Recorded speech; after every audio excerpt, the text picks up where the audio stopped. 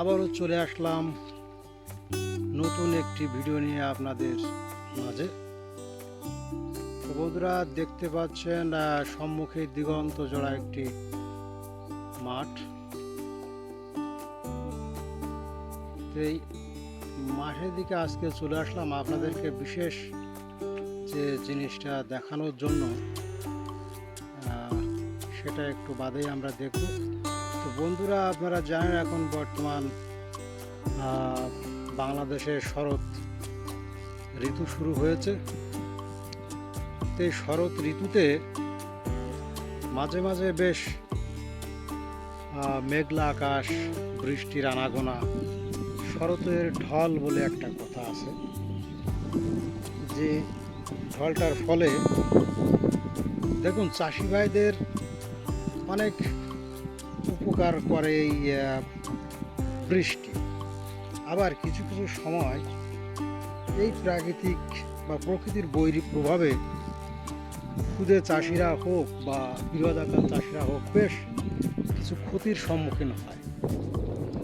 তো এই আমার সম্মুখে যে জমিটা দেখছেন এখন খালি পড়ে আছে, এখানে কিছুদিন আগে বেশ সুন্দর সোনালী ফসল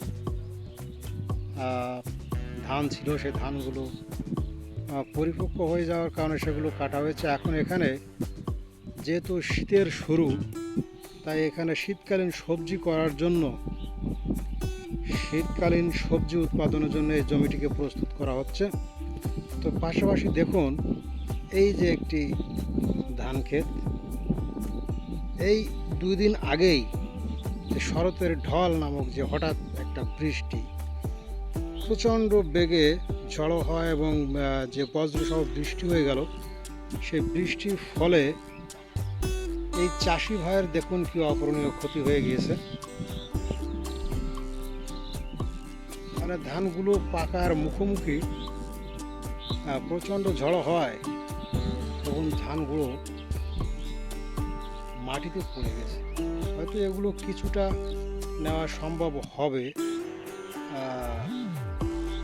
আর বাদবাকি হয়তো নষ্ট হয়ে যাবে। তো যাও, এই চাষি ভাইয়ের অনেক ক্ষতি হয়ে গেছে। এবং আমরা সামনের দিকে গিয়ে দেখব অন্য পাশে অন্য এক চাষি ভাইয়ের ধানের কী অবস্থা দূরে দেখা যাচ্ছে, বেশ সুন্দর। আমরা সেটা দেখার চেষ্টা করব। তো চলুন আমরা সামনের দিকেই এগিয়ে যাই। তো যা হোক বন্ধুরা, আমার সম্মুখে যে ধান ক্ষেতটি দেখছেন, এই ধান ক্ষেতটির ধানের যে ফলনগুলো বেশ সুন্দর হয়েছে। ধানগুলো আমি আপনাদেরকে দেখানোর চেষ্টা করছি। দেখুন পেকে গিয়েছে ধানগুলো, অর্থাৎ হয়তো 2-1 দিনের ভিতরে এগুলো কাটার উপযুক্ত হয়ে যাবে। তো এটা বন্ধুরা 75 জাতের ধান, ভিত্তি 75 সম্ভবত। আমরা চাষি ভাইয়ের কাছ থেকে জেনেছি যে এটা 75। তো যাই হোক, এটার ফলনও বেশ সুন্দর হয়েছে। দেখুন সোনালী ফসল, বাংলার সোনা, যে সোনা আমাদের ক্ষুদে কৃষকরা, আমাদের চাষি ভাইরা নিজের হাতে খুব যত্ন সহকারে ফলান, এবং এখান থেকেই বাঙালি তার খাদ্যের চাহিদা মিটিয়ে থাকে। যেহেতু আমরা মাছে ভাতে বাঙালি এবং আমাদের প্রধান ফসলই হচ্ছে এই ধান, পাট, গম, আখ, আরও অনেক কিছুই। তো যাই হোক বন্ধুরা, আমরা এই ধান ক্ষেতটি দেখুন, খুবই চমৎকার একটি ক্ষেত, এবং এই 75 জাতের ধানের ফলনও বেশ মোটামুটি ভালো হয়ে থাকে। তো বন্ধুরা, আমার ভিডিওটি যদি আপনাদের ভালো লেগে থাকে তো অবশ্যই আমার চ্যানেলটি সাবস্ক্রাইব করবেন, ফলো দিয়ে পাশে থাকবেন এবং আমাকে বেশি বেশি সাপোর্ট করবেন, কমেন্টস করবেন। আপনাদের ভালো লাগা না লাগা সব মিলিয়ে ভিডিওটি বেশি বেশি শেয়ার করবেন এবং অন্য বন্ধুদেরকে দেখার সুযোগ করে দেবেন। তো সঙ্গে থাকুন, আমরা একটু সামনের দিকে গিয়ে দেখব যে ধান ক্ষেতের পাশে অন্য কোনো সমন্বিত কৃষি ফসল আমরা সামনে দেখতে পাচ্ছি। চলুন এগিয়ে যাই। তো বন্ধুরা, এটা একটি সবজির মাচা আমরা দেখতে পাচ্ছি। এখানে বেশ কিছু পুঁই শাক, ওপাশে মান কচু এবং এক ভাইজানকে দেখছি সম্ভবত হ্যান্ড স্প্রে করছেন উনি, সম্ভবত ওই পোকামাকড় দমনের জন্য তিনি হ্যান্ড স্প্রে করছেন। এবং দেখি আমরা এই মাচার নিচে আসলে কোনো সবজি দেখা যায় কিনা, আমরা সেটাই আপনাদেরকে দেখানোর চেষ্টা করব। দেখুন কি তরতাজা এই পুঁই শাকগুলো। তো দেখতে পাচ্ছেন বন্ধুরা, আমাদের সেই খুদে একজন কৃষক এখানে ব্যস্ত সময় পার করছেন। তার এই মাচার নিচে দেখছি বেশ লাউ, বেশ সুন্দর দুটি লাউ এখানে দেখা যাচ্ছে এবং ওপাশে মিষ্টি কুমড়া ঝুলছে থোকায় থোকায়। উনি সম্ভবত এই ডোবা থেকে কাদামাটি নিয়ে তার জমির যে আইল সেটা সম্ভবত তিনি সংস্কার কাজে ব্যস্ত আছেন।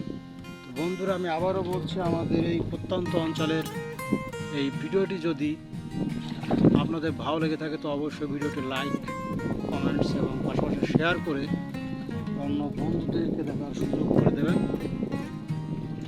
তো যাই হোক, আমি এখন আমার এই চাষি মামাকে ডেকে জিজ্ঞেস করব যে আসলে তিনি এখানে কি জাতের লাউ বা কুমড়া রোপণ করেছেন।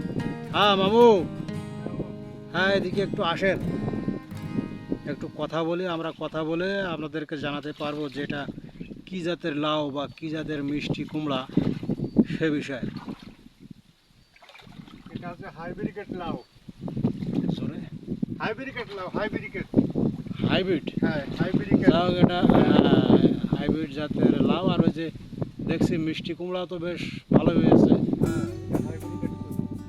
কদু মারে আঞ্চলিক ভাষায় কদু বলে, তাই?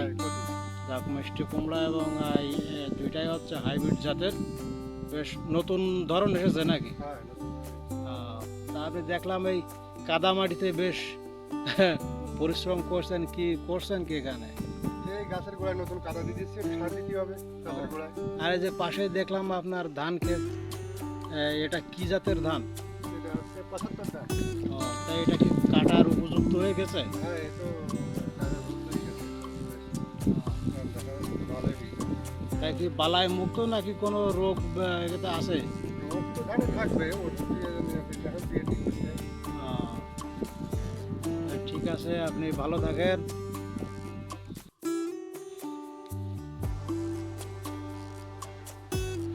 বন্ধুরা দেখতে পাচ্ছেন ফসলি জমিতে পোকামাকড় বা বালাইনাশক স্প্রে করার জন্য এখানে প্রস্তুতি চলছে।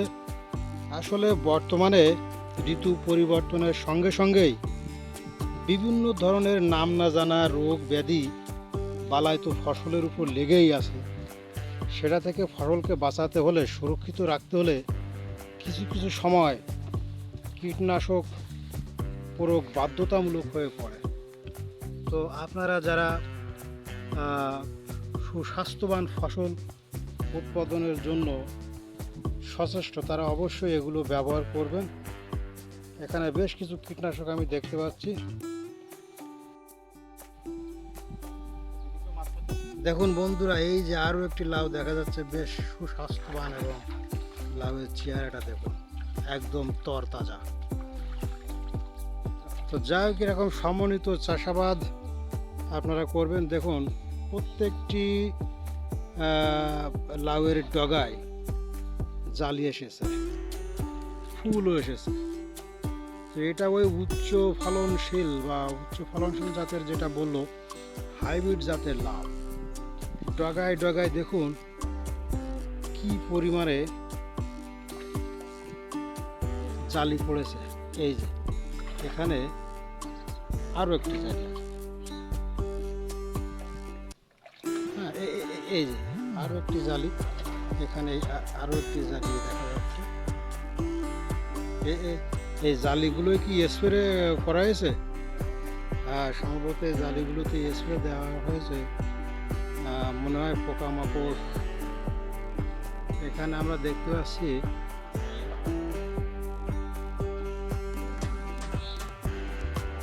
সিম, একটি সিম গাছ রয়েছে, বেশ সুন্দর ফুল এসেছে, হয়তো কিছুদিনের ভিতরে সিম আসবে। তবে সব থেকে ভালো যে বিষয়টি সেটা হচ্ছে যে এই যে লাউয়ের প্রত্যেকটি ডগায়, প্রত্যেকটি পাতার এই যে এই যে পাতার গোড়া থেকে, হাইব্রিড জাতের লাউয়ের একটাই বৈশিষ্ট্য হচ্ছে এই পাতার গোড়া থেকে এইভাবে প্রত্যেকটা ফুল এবং ফলের যে জালি খুব সুন্দরভাবে ধরে। তো যাই হোক বন্ধুরা, সমন্বিত চাষাবাদ নিয়ে আজকে আপনাদেরকে ধান ক্ষেত থেকে শুরু করে এই সবজির মাচা পর্যন্ত আমার এই ছোট্ট ভিডিওটি আপনাদেরকে শেয়ার করলাম। তো ভিডিওটি ভালো লাগলে অবশ্যই আমার চ্যানেলটিকে সাবস্ক্রাইব এবং ফলো দিয়ে পাশে থাকবেন।